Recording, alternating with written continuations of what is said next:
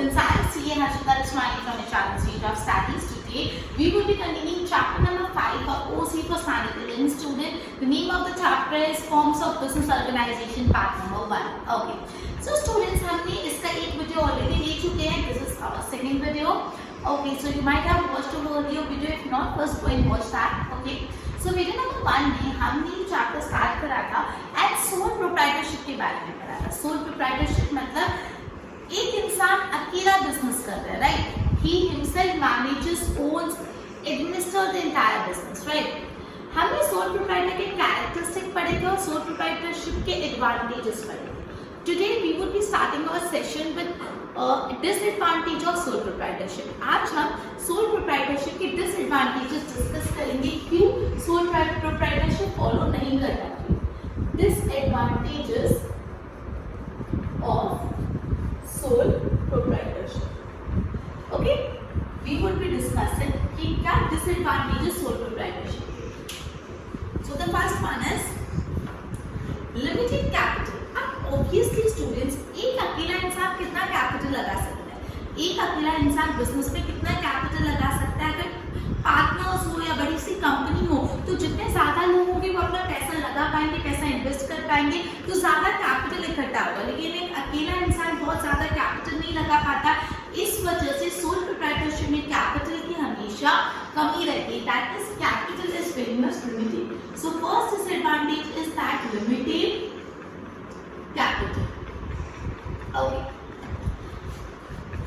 trading can be done with less capital. This is an important advantage of sole proprietorship, but this is also a limitation. बोला अगर आपको simple trading करके goods खरीद के बेचना ही है तो आप कम कैपिटल में बिजनेस कर सकते हो, ट्रेडिंग कर सकते हो, ये फायदा है. लेकिन अब अपने यहाँ पे इंडस्ट्रियल रिवॉल्यूशन आ गया है तो बिजनेस की साइज बड़ी होती जा रही है, राइट? अब अपने यहाँ पे इंडस्ट्रियल रिवॉल्यूशन आ गया है, बिकॉज ऑफ व्हिच बिजनेस की साइज बड़ी होती जा रही है एंड इसके लिए ज्यादा कैपिटल रेज करना डिफिकल्ट है for a single owner, right? Many times sole proprietorship firm is not capable to purchase raw material in large quantity, big size machine and have big storage facility. अब students, यहाँ पे ऐसा बोला जब तक simple trading करनी है, खरीद के बेचना, तब तक ठीक है, सोल प्रोप्राइटर इज गुड, उसमें कम कैपिटल में भी बिजनेस हो जाता है. लेकिन स्टूडेंट्स, इंडस्ट्रियल रिवॉल्यूशन के बाद जो बिजनेसेस की साइजेस बहुत बड़ी होती जा रही है. हमने काफी बार ऐसा देखा है जो सोल प्रोप्राइटरशिप्स होते हैं वो अकेले इतना कैपिटल रेज नहीं कर पाते, इसलिए वो रॉ मटेरियल नहीं ज्यादा क्वांटिटी में खरीद पाते, सॉरी वो लोग बड़ी बड़ी मशीनें नहीं लगा पाते और ना बड़े बड़े स्टोरेज हाउसेस परचेज कर पाते because of the limited capital. तो ये एक गैर फायदा हो गया, डिसएडवांटेज हो गया सोल प्रोप्राइटरशिप में. पैसा कम रहता है, राइट? Limited capital. और क्या फायदा, तो नुकसान है सोल प्रोप्राइटरशिप का?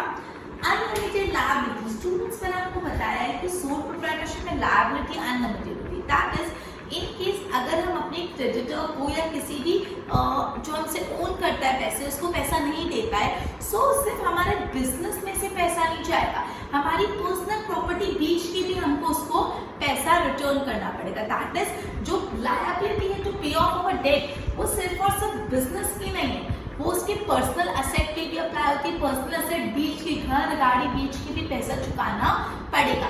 So this is also one of the disadvantage of sole proprietorship, that is unlimited liability. Okay, let us read another content. Sole proprietorship की liability unlimited होती है, ये हमने कैरेक्टरिस्टिक में पढ़ा है. Therefore, he cannot free himself from his liability. If the borrowing have increased over business asset and credit, then he has to sell his personal property. अगर sole proprietorship में जो borrow किया, उसकी borrowing उसके asset से ज्यादा हो गई है, तो उसको अपनी पर्सनल प्रॉपर्टीज भी बेचनी पड़ सकती है और बिजनेस के डेटर्स को पेमेंट करना पड़ता है. In this way owner himself has to bear all the risk of business. यहाँ पे एक नुकसान ये है कि अगर इन केस अगर ओनर का बोरोइंग, उसने ज्यादा लोन ले लिया है, ज्यादा बोरो कर लिया है और बिजनेस के एसेट इतने नहीं है कि बिजनेस के एसेट बेच के जितना पैसा आ जाए उसको पे ऑफ कर ले, तो उस ओनर को अपनी पर्सनल एसेट बेच के भी उस डेट को पे ऑफ करना पड़ेगा. इस वजह से जो पूरा रिस्क है वो ओनर को अकेले बेयर करना पड़ता है. So this is also one of the disadvantage of sole proprietorship, that is unlimited liability. और क्या डिसएडवांटेज है? Short duration. When the owner of the business dies or he is declared insolvent or any loss or loses his mental balance, the existence of business can come to end. अब say for example, एक अकेला owner business कर रहा है, in case उसकी death हो गई या वो इंसॉल्वेंट हो गया, उसका पूरा बिजनेस बंद हो गया, एकदम पार्टी उठ गई, केस चले गया, राइट? या तो उसका मेंटल बैलेंस खो गया, तो in any of this situation business बंद हो जाता है, बिकॉज और कोई इंसान तो है ही नहीं जो उसके बिजनेस को चलाए। अगर पार्टनर और एक पार्टनर की डेथ होगी तो बिजनेस तो चलेगा। सिमिलरली कंपनी है तो कंपनी तो चलेगी, लेकिन सोल प्रोप्राइटरशिप में अगर इस जो मेन ओनर है उसकी डेथ हो गई या वो इंसॉल्वेंट हो गया, इफ और if he loses his mental balance, तो उसी वक्त बिजनेस खत्म हो जाता है, right? If the his do not have the ability to run the business, then it is possible that business can weaker. और सपोज उनके हायर्स के मतलब उनकी जो आने वाली पीढ़ी है, उनके बच्चे या उनके हायर, उनको बिजनेस चलाने की कैपेबिलिटी नहीं है, तो पूरा का पूरा बिजनेस वीक हो जाता है। काफी सिचुएशन में ऐसा भी होता है कि बिजनेस खत्म ही हो जाता है, राइट? तो सोल प्रोप्राइटरशिप का डिसएडवांटेज ये है कि सोल प्रोप्राइटर बहुत शॉर्ट ड्यूरेशन के लिए होता है, बिकॉज एक अकेला इंसान मैनेज कर रहा है, वो मर सकता है, वो इंसॉल्वेंट डिक्लेयर हो सकता है, मेंटल बैलेंस लूज कर सकता है, फिर क्या? फिर वो बिजनेस खत्म हो जाएगा। आप बोलोगे कि उनकी जो आने वाली पीढ़ी है हायर चलाएंगे, बट इन केस हायर में इतनी कैपेबिलिटी नहीं हो बिजनेस को स्ट्रांगली रन करने की, तो बिजनेस पूरा का पूरा खत्म हो जाएगा। ये चीज पार्टनरशिप या कंपनी में नहीं होती, बिकॉज एक से ज्यादा लोग होते, एक को कुछ हो गया तो दूसरा तो है। So this is one of the disadvantage of sole proprietorship, that is short duration. Okay, now fourth, limited work capacity. As a sole proprietorship, owner is responsible to formulate the policy of business. Everybody has limitation of work. अब यहाँ पे सिर्फ एक इंसान है जिसको पूरे business की पॉलिसी फॉर्मुलेट करनी है। अब हर इंसान के काम करने की लिमिटेशन होती है, राइट? तो he may be very intelligent, बहुत इंटेलिजेंट है, but sometimes business suffer due to certain limitation. In modern time, business require different type of skills and knowledge. बोला कि आज का जो जनरेशन है मॉडर्न टाइम, सिर्फ एक नॉलेज से काम नहीं चलता, अलग अलग फील्ड में नॉलेज है। कोई मार्केटिंग में अच्छा है तो कोई फाइनेंस में अच्छा है, कोई अकाउंटिंग में अच्छा है तो कोई प्रोक्योरमेंट में अच्छा है। सो एक इंसान से पूरा बिजनेस मैनेज करना आजकल की जनरेशन में थोड़ा, आज के मॉडर्न वर्ल्ड में थोड़ा डिफिकल्ट हो गया है। As a sole proprietorship, the scope of exchange of idea with other is very little. मैंने कुछ सोचा मैं मेरा आइडिया इम्प्लीमेंट कर लूंगी, मैं मुझे नहीं पता गलत कैसे, लेकिन अगर मेरा कोई पार्टनर है, I would be discussing my idea with my partner और उसका आइडिया वो उसको अच्छा लग रहा है नहीं लग रहा है, we would be having a healthy discussion. तो क्या होता है, एक्सचेंज ऑफ आइडिया होता है जिससे बेटर प्लान एग्जीक्यूट हो पाता है। लेकिन सोल प्रोप्राइटरशिप में एक्सचेंज ऑफ आइडिया नहीं हो पाता और इससे बिजनेस का डेवलपमेंट थोड़ा कम हो जाता है, ठीक है? तो ये एक गैर फायदा, एक डिसएडवांटेज है। दैट इज एक सोल प्रोप्राइटरशिप अकेले पूरे बिजनेस के प्लान फॉर्मुलेट करता है। हर ह्यूमन बीइंग की एक लिमिटेशन होती है, भले वो कितना भी इंटेलिजेंट हो, बट कुछ ना कुछ तो लिमिटेशन होती है। आज के मॉडर्न वर्ल्ड में you need knowledge about everything, every skill, every knowledge, there are so many different area that are to be covered, right? And then in sole proprietorship कोई भी डिसीजन पे एक्सचेंज ऑफ आइडिया नहीं हो पाता, जिससे business का scope काफी limited हो जाता है, right? So one more disadvantage of sole proprietorship is limited work capacity. Limited work capacity. Now fifth one, possibility of wrong decision. Chances है कि decision गलत है. Sole proprietorship himself take the business decision. It does not have advantage to take help from the experience and specialized knowledge of other. Sole proprietorship her decision खुद लेता है, उसके बाद ये चांस नहीं होता कि वो अपने एक्सपीरियंस्ड इंसान से या कोई एक्सपर्ट से सजेशन ले पाए। He may be most capable and skilled, but his personal decision sometimes may be hasty, erroneous and tends to damage the business. भले कोई सोल प्रोप्राइटर कितना भी इंटेलिजेंट हो, लेकिन कभी कभार डिसीजन लेने में हेस्ट हो जाती है, जल्दबाजी हो जाती है। हेस्ट मतलब जल्दबाजी हो जाती है, कभी कभी आपका डिसीजन एरनियस निकल जाता है, गलत निकल जाता है और इससे आपके बिजनेस को नुकसान हो सकता है। ठीक है, तो यहाँ पे यही बोला है कि सोल प्रोप्राइटरशिप हर डिसीजन खुद लेता है, उसको एक्सपीरियंस या तो एक्सपर्ट पर्सन से ओपिनियन लेने का चांस नहीं मिलता। भले कोई कितना भी इंटेलिजेंट हो, बट पॉसिबिलिटी ही है टेक डिसीजन, हेस्टी डिसीजन ले सकता है, वो जल्दबाजी में डिसीजन ले सकता है, एरनियस डिसीजन ले सकता है, इससे अल्टीमेटली बिजनेस को डैमेज होता है। ठीक है, so fifth point is possibility of wrong decision. Fifth point is possibility of wrong decision. Now sixth point is lack of advantage of large scale business. Due to limited capital, business हमेशा limited रहता है। कम पैसा होगा तो business obviously limited रहेगा। As there is unlimited liability, the owner cannot go for a larger enterprise. अब देखो अभी अभी सपोज मैंने मेरे बिजनेस में 100 रुपए लगाए, अब मुझे बिजनेस तो 100 रुपए जितना ही चला पाऊंगी, मुझे 500 रुपए चाहिए, मैं लोन लेने में भी डरूंगी क्योंकि यहाँ पे अनलिमिटेड लायबिलिटी है। कल को नहीं चुका पाए तो पर्सनल एसेट बेच के लोन पे ऑफ करना पड़ेगा। तो अनलिमिटेड लायबिलिटी के कारण भी टेंशन लेते हैं कि ज्यादा पैसे उधार पे नहीं ले सकते, राइट। तो उसका जो परचेज सेल है स्मॉल स्केल पे रह जाता है और सोल प्रोप्राइटरशिप को लार्ज स्केल परचेज सेल करने का एडवांटेज नहीं मिल पाता। क्लियर? तो सोल प्रोप्राइटरशिप का डिसएडवांटेज है कि lack of advantage of large scale business. Sole proprietorship large scale business नहीं कर पाता बिकॉज ही और शी हैज लिमिटेड कैपिटल, ज्यादा बोरो करने में डर लगता है बिकॉज लायबिलिटी अनलिमिटेड होती है। तो हमेशा परचेज और सेल स्मॉल स्केल पे होते हैं, लार्ज स्केल परचेज सेल का फायदा नहीं मिल पाता। So lack of advantage of large scale business, lack of advantage of large scale business. Okay, तो these were disadvantage of sole proprietorship. We have 6 disadvantage of sole proprietorship. One more time we would be revising it. हम तीन के segments को revise करेंगे for clear and better understanding. सबसे पहला disadvantage है कि सोल प्रोप्राइटरशिप के पास पैसा कम होता है, capital is very much limited. Okay, limited capital रहता है बिकॉज एक इंसान कितना कैपिटल ला पाएगा।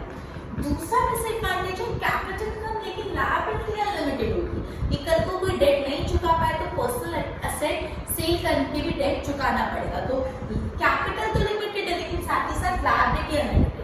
उसके बाद अपना बिजनेस शॉर्ट ड्यूरेशन के लिए होता है, कभी कोई डेथ हो जाए या इंसॉल्वेंसी हो जाए या मेंटल बैलेंस लूज हो जाए तो बिजनेस आगे कौन और कैसे कंटिन्यू करेगा। तो तीन डिसएडवांटेज है, limited capital, unlimited liability and a short duration. और ये डिसएडवांटेज है लिमिटेड वर्क कैपेसिटी, काम करने की कैपेसिटी भी लिमिटेड होती है, राइट। अलग अलग एरिया का नॉलेज चाहिए तो इसमें वर्क कैपेसिटी का इशू आता है। Then possibility of wrong decision, hasty decision ले ले, एरनियस डिसीजन ले ले जिससे बिजनेस को नुकसान हो जाए। सो वर्क कैपेसिटी का लिमिटेशन, पॉसिबिलिटी की हेस्टी डिसीजन ले ले and lack of advantage of large scale business.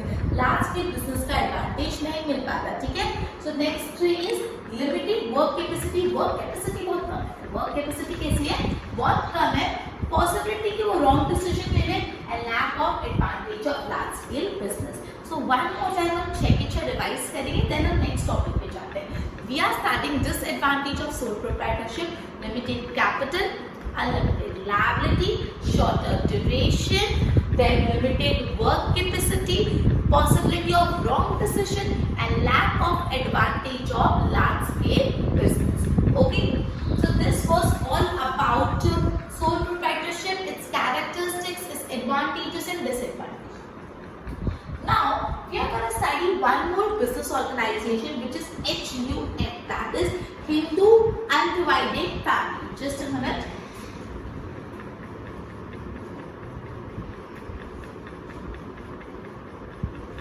Our next topic is HUF.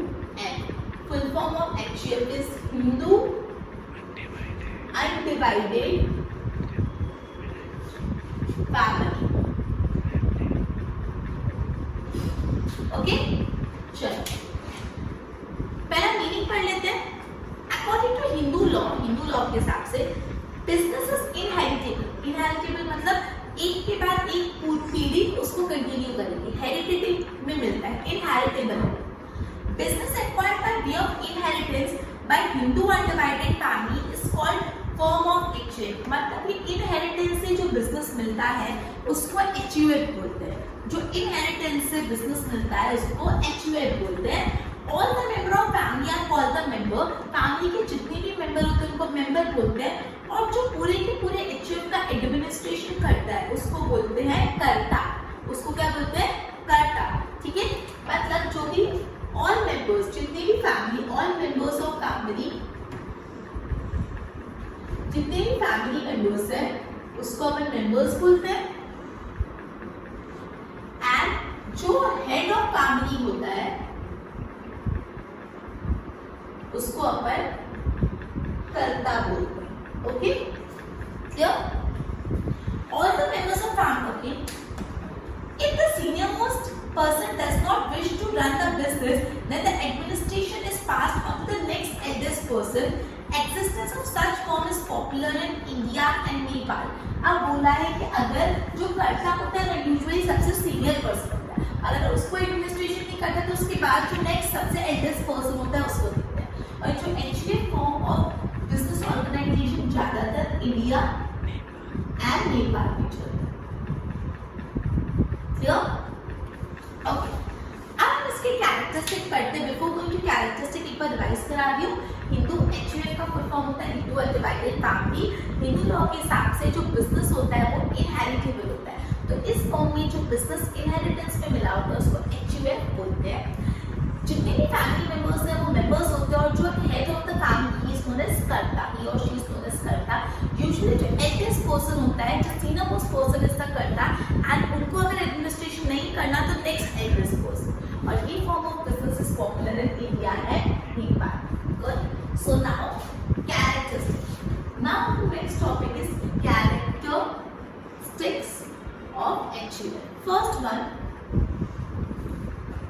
Existence by law. ये जो एचयूएफ है ना ये लॉ से बनाई एक फर्म है। जो एचयूएफ है वो लॉ से बनाई जाती है। The firm of HUF comes into existence by law. ये ऐसे ही नहीं बन जाता है एचयूएफ। एचयूएफ कानूनन तौर पे बनता है, लॉ फॉलो करना पड़ता है। तो first is existence by law. मतलब ये जो एचयूएफ बनाना होता है, एचयूएफ बनाने का प्रोसेस में लीगल फॉर्मेलिटी इन्वॉल्व है, लॉ के थ्रू एक फॉर्म बनता है। Second, management. The management of the firm is in the hand of senior most person who is known as karta. तो जो पूरी की पूरी एचयूएफ का मैनेजमेंट कौन करता है? जो घर का सबसे सीनियर पर्सन होता है उसको कर्ता बोलते हैं। ठीक है, so next characteristic is management. Management किसके हाथ में होता है? कर्ता के हाथ में। Third, independent field of operation. Business management is done by कर्ता इंडिपेंडेंटली। इंडिपेंडेंटली मतलब किसी पे डिपेंड नहीं होता। जो बिजनेस का पूरा मैनेजमेंट कर्ता इंडिपेंडेंटली करता है। Other member have right to take part और interrupt the business but they can help. Others have no right to take part and interrupt in the business. कर्ता के अलावा जो दूसरे लोग उनका कोई हक नहीं होता बिजनेस में इंटरप्ट करने का। ओके, वो मदद कर सकते हैं बट डिसीजन लेने का कोई पावर नहीं होता। Other member cannot object against the suitability of decision taken by कर्ता। अगर कर्ता ने कोई डिसीजन लिया है तो वो डिसीजन सुटेबल है कि नहीं है उसके बारे में कोई भी ऑब्जेक्ट नहीं कर सकता। Clear? So third one is independent field of operation. Third one is independent field of operation. मतलब यहाँ पे जो डिसीजन मेकिंग पावर होती है वो किसके पास होती है? कर्ता के पास। बाकी के मेंबर्स ना बिजनेस में इंटरप्ट कर पाते हैं ना कोई डिसीजन ले पाते हैं। मदद जरूर कर सकते हैं लेकिन कर्ता ने जो भी डिसीजन लिया उसकी सुटेबिलिटी को सवाल नहीं उठा सकते। Fourth is membership. The membership is in the form of Hindu undivided families by birth. मतलब जो उस फैमिली में पैदा हुआ वो ऑटोमेटिकली उस एचयूएफ का मेंबर बन जाएगा। तो मेंबरशिप कैसे मिलती है? By birth. The child born in the family get the membership right from his birth. अगर कोई भी बेबी बोर्न हुआ तो बचपन से ही उसको HUF की मेंबरशिप मिल जाएगी, ठीक है। सो फोर्थ पॉइंट इज मेंबरशिप, ठीक है। मेंबरशिप कैसे होती है? Membership is by birth. Next financial control और फाइनेंशियल मैटर्स कौन देखता होगा? कर्ता। जितने भी फाइनेंशियल मैटर्स है वो कर्ता देखता होगा। सो पूरा का पूरा फाइनेंशियल कंट्रोल किसके हाथ में होता है? कर्ता, ठीक है। So next topic is financial control. जितनी भी फाइनेंशियल मैटर्स है वो कौन डील करता है? कर्ता डील करता है। तो जो पूरा का पूरा फाइनेंशियल कंट्रोल है वो होता है इन द हैंड्स ऑफ कर्ता। Clear? Next liability. Entire business is under the administration of कर्ता। देखो तो liability of कर्ता की liability unlimited है और बाकी members की liability limited है। Students very important. Sole proprietorship में जो owner था उसकी liability unlimited है। That is अगर वो debt नहीं पे कर पाया तो personal asset भी बेचने पड़ेंगे। लेकिन यहाँ पे क्या है? कर्ता की liability unlimited है लेकिन बाकी members की liability limited है। अगर debt नहीं पे कर पाया तो कर्ता को अपने personal asset बेच के debt पे करना पड़ेगा, लेकिन अदर मेंबर्स को ऐसा कोई जवाबदारी नहीं है। So very interesting and very important point, कर्ता की लायबिलिटी अनलिमिटेड है लेकिन दूसरे मेंबर्स की लायबिलिटी अनलिमिटेड नहीं है, लिमिटेड है, ठीक है। So next topic is liability, that is कर्ता की लायबिलिटी अनलिमिटेड और बाकी सबकी limited. Second characteristic is life span. On the death of कर्ता और other member of family business continue होगा। अगर कर्ता की डेथ हो रही है तो जब कोई और मेंबर की डेथ हो रही है बिजनेस तो कंटिन्यू होगा। एक कर्ता डाइज तो जो नेक्स्ट सीनियर पर्सन है वो कर्ता बन जाता है। अगर कर्ता मर जाता है, कर्ता डाइज तो जो नेक्स्ट सीनियर पर्सन होता है ही वुड बिकेम कर्ता। तो लाइफ स्पैन तो क्या है? चलता ही रहेगा, ठीक है। लाइफ स्पैन अगर करता है कोई और मेंबर डाई हो रहा है तो बिजनेस डिसकंटिन्यू नहीं होगा, बिजनेस कंटिन्यू होगा। इनकेस कर्ता की डेथ हो जाती तो नेक्स्ट सीनियर पर्सन कर्ता बनता है। Okay, after that difficult and raising fund. The success of firm depends upon the efficiency of कर्ता। एक्चुअली फर्म कितना सक्सेसफुल होगा वो किस पर डिपेंड करेगा? कर्ता पे डिपेंड करेगा। Firm has to depend on the members of family for fund raising. Fund raising मतलब पैसा इकट्ठा कौन करता है? Members of family. So it is difficult to raise the additional capital. जितना भी पैसा चाहिए वो फैमिली मेंबर्स ही रेज करते हैं, तो एक्स्ट्रा पैसा रेज करना मुश्किल हो जाता है, पैसों की कमी आती है, फंड की कमी आती है, ठीक है। तो difficulty in next is difficulty in raising fund, in raising fund. Next is insolvency. When the firm became insolvent, the members of the family are declared insolvent. अगर पूरा का पूरा फर्म इंसॉल्वेंट हो गया मतलब पूरी की HUF उठ गई, फर्म इंसॉल्वेंट हो गया, वो अपने डेट पे नहीं कर पा रहा, इंसॉल्वेंट हो गया, तो जितने भी मेंबर्स हैं सब इंसॉल्वेंट मानेंगे एक्सेप्ट माइनर। जो माइनर है, जो 18 साल के कम उम्र का है, उसको इंसॉल्वेंट नहीं मानेंगे, बाकी घर के हर मेंबर को इंसॉल्वेंट मानेंगे। For payment of debt, the share of all family members of HUF can be taken into consideration। और liability of कर्ता कैसी होती है? अनलिमिटेड। मतलब जो डेट चुकाना है ना उसमें से जितने भी फैमिली मेंबर है सब अपना शेयर तो देंगे जितना उनका बिजनेस का शेयर था, लेकिन कर्ता को तो बिजनेस का share as well as personal property बेच के भी डेट पे ऑफ करना पड़ेगा। तो ठीक है, इंसॉल्वेंसी में मैंने ये पढ़ा कि अगर HUF इंसॉल्वेंस हो जाती है तो पूरी सारे members of the family insolvent माने जाएंगे एक्सक्लूडिंग माइनर। और डेट पे ऑफ करने के लिए हर मेंबर को अपना शेयर देना पड़ेगा, लेकिन कर्ता को तो अपनी शेयर के साथ अपने पर्सनल असेट्स भी बेचने पड़ेंगे। क्लियर? तो this was about HUF and it's characteristic. So 9 characteristic 3 के सेट में रिवाइज करते हैं। This 3 and this 3। तो सबसे पहले आता है HUF का कैरेक्टरिस्टिक को लॉ से बना, एक्सिस्टेंस बाय लॉ। उसके बाद आता है मैनेजमेंट। HUF का मैनेजमेंट कौन करता है? कर्ता।